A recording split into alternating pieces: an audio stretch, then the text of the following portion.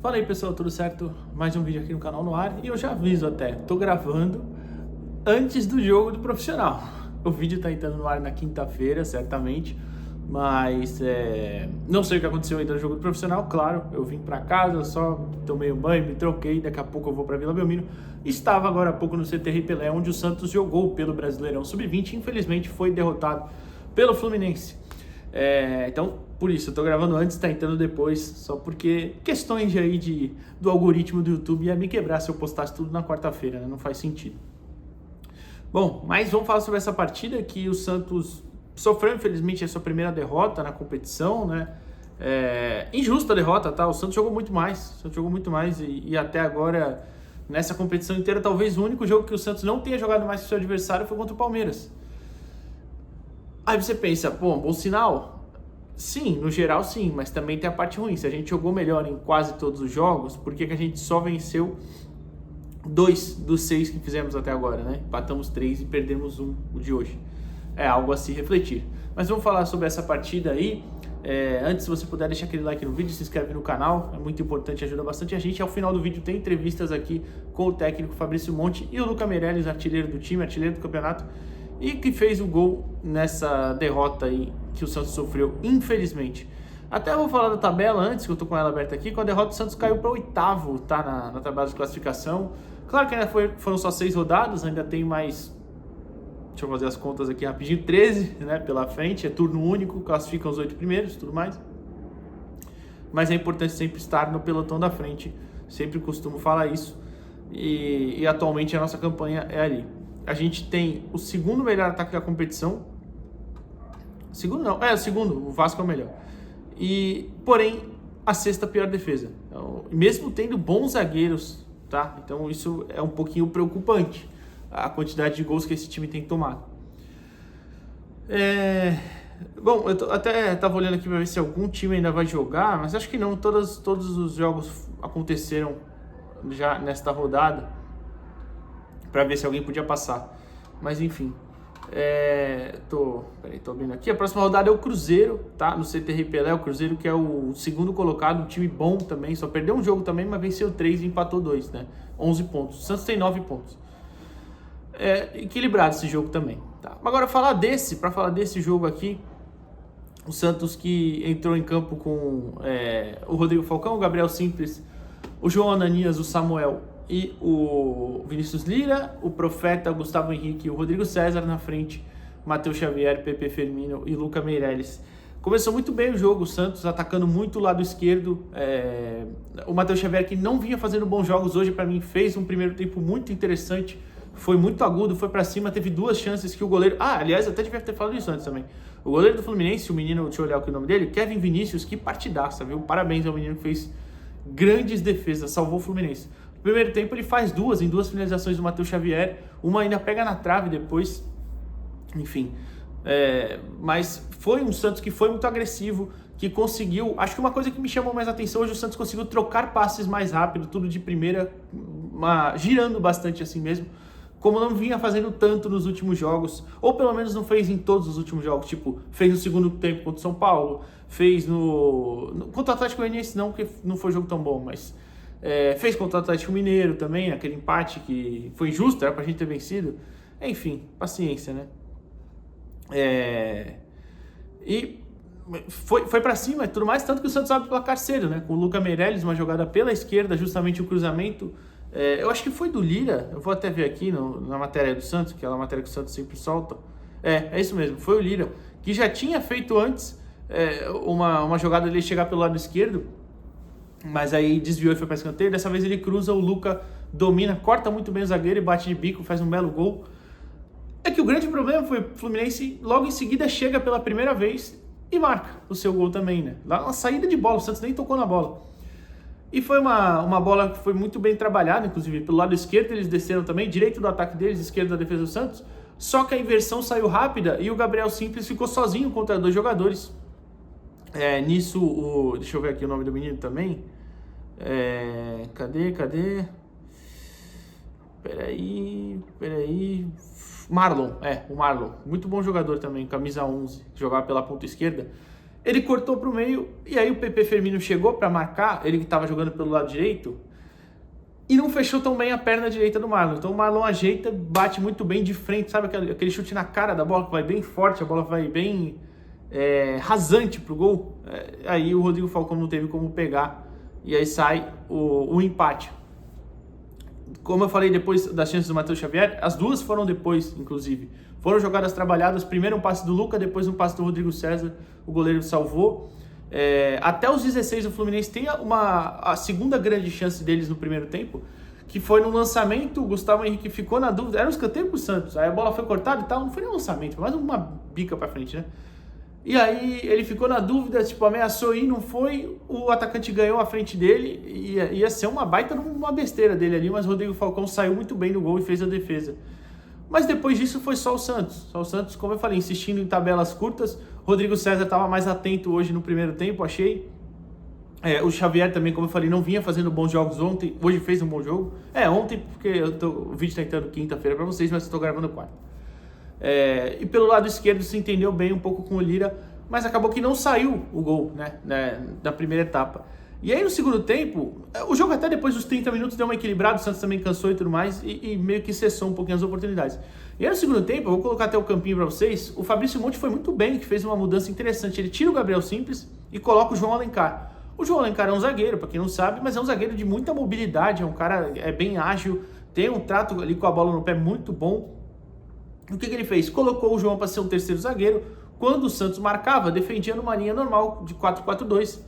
E o João fazia o lateral direito, mas quando atacava, o João era o terceiro zagueiro saindo. Então, você liberava o Vinícius Lira para chegar à frente, o Gustavo Henrique ficava pelo lado direito como ala direita, mas não subia tanto, e aí você fazia um balanço muito rápido, né? O Santos subia pelo lado direito, o lado esquerdo ficava livre para o Lira avançar. Quando fazia isso pelo lado esquerdo, o direito era para o Pepe Firmino atacar esse espaço. E aí até uma alternativa muito interessante que deu certo. O Santos criou várias oportunidades nesse começo, várias mesmo. Foi uma atrás da outra e o goleiro do Fluminense fazendo grandes defesas. Só que aí tiveram duas questões.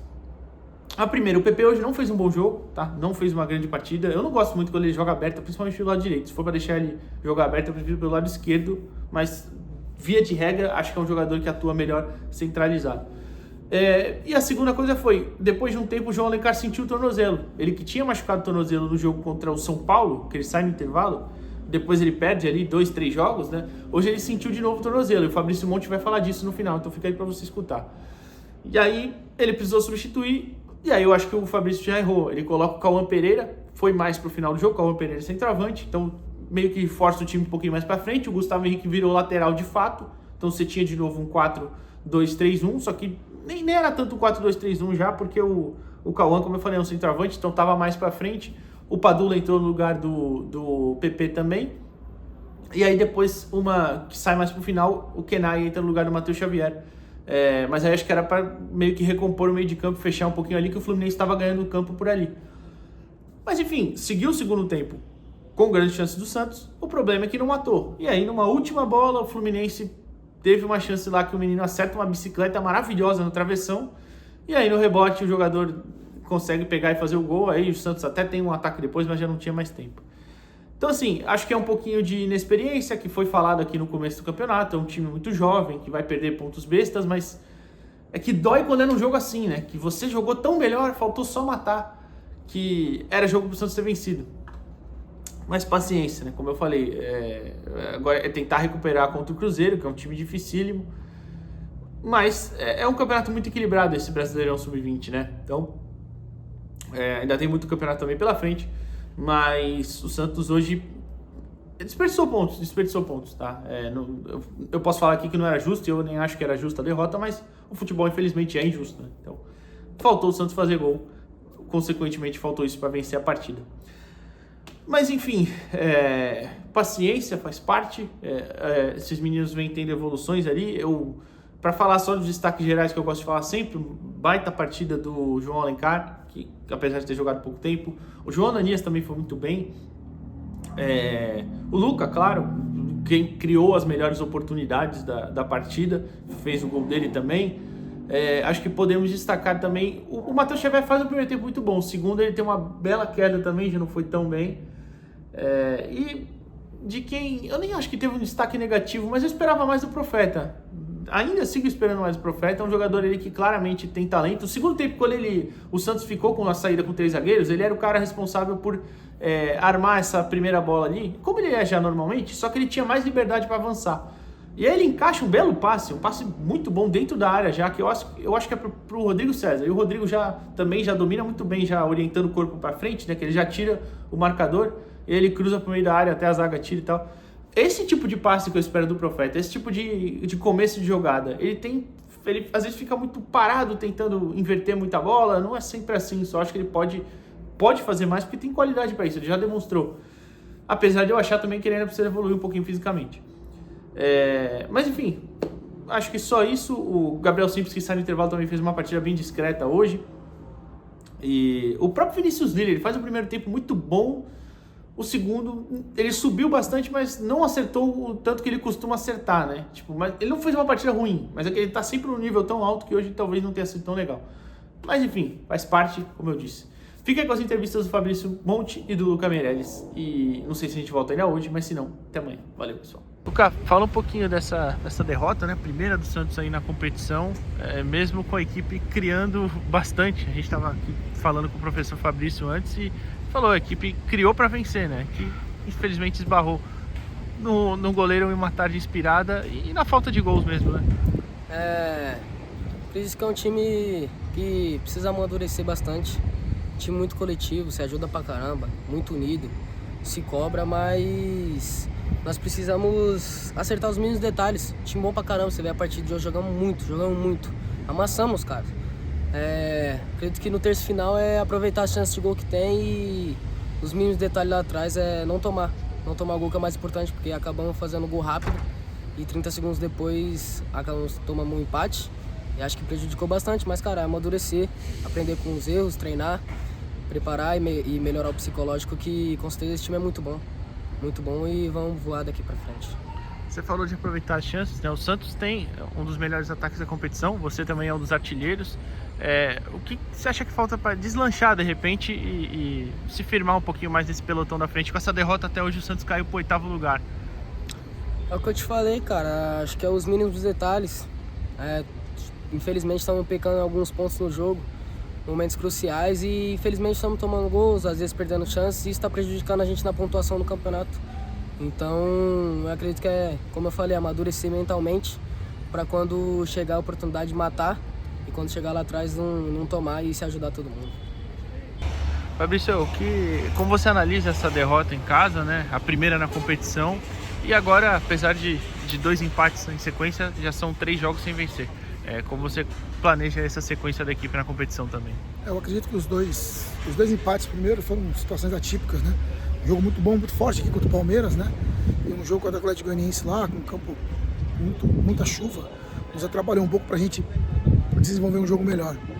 O jogo de hoje, cara, quem assistiu, não tem nem muito o que falar, né? A gente perdeu no mínimo aí uns 6, 7 gols que os jogadores que a gente tem, né? Os jogadores que o Santos tem, não costuma perder.